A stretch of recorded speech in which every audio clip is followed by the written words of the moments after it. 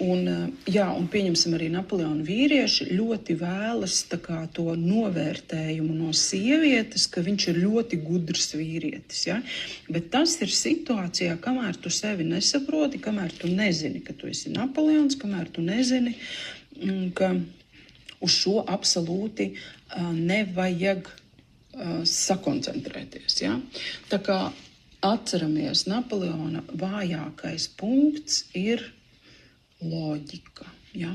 Tā mēs to varam nosaukt. Bet jebkuram Napoleonam ir ļoti svarīgi saprast un apzināties to, ka tā ir vienkārši viņa tipa vājā vieta.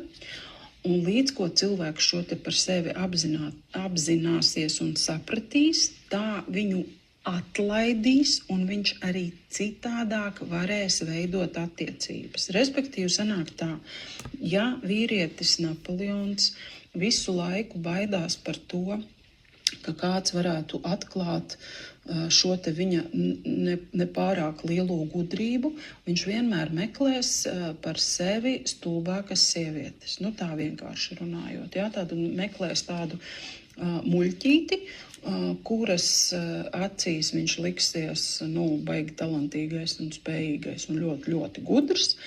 Un tas noteikti noved pie savstarpēji nesaderīgām attiecībām. Ja? Tātad viņš visdrīzāk atradīs sev nesaderīga tipa sievieti, varbūt kādu Dimā vai Igo,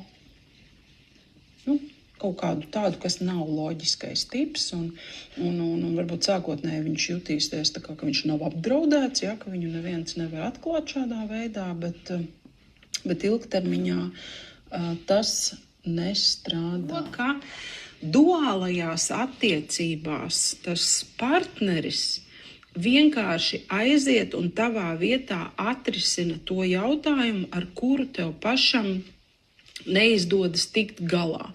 Pieņemsim tādu banālu situāciju, pirmais, ko es iztēlojos, ir pāris, Balzaks ar Napoleonu, pieņemsim dzīvo kaut kādā savā privātmājā, un tagad pie tās mājas, piebrauc kaut kas, vai tur kaut kāds dienests apkalpojošais, vienalga piebrauc kaut kāda mašīna vai pienāk kaut kāds cilvēks pie sētas.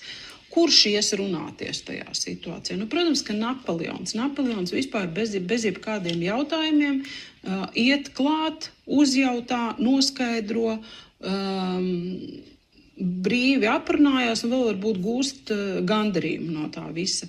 Balzakam savukārt šādā situācijā pirmais, kas nāk prātā, ka viņam vajadzētu kaut kur ieslēgties kādā mājas dziļākajā stūrī vai aizvilkt aizkarus, lai neviens neredzētu, ka viņš tur ir vai ko.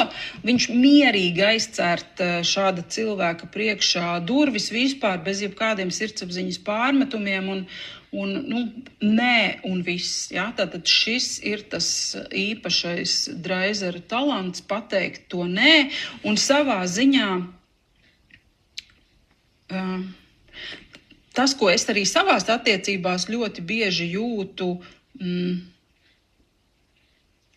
man no tādām situācijām, man pilnīgi tur kuņģī viss otrādāk sagriežās, ka tā varētu pret kādu izturēties, bet redz, tas Dreisers šādi var, un vēl viņam ir, viņš nevar likties mierā, nepaskaidrojot, kāpēc tā ir. Ja? Kad pieņemsim tāds iracionāls vai loģisks, vai iracionāls un loģisks, viņš var atmest ar roku un neies jau tur muļķim kaut ko skaidrot, bet tam Dreiseram vajag izskaidrot, jo viņam ir tā misija izmācīt to cilvēku. Ja?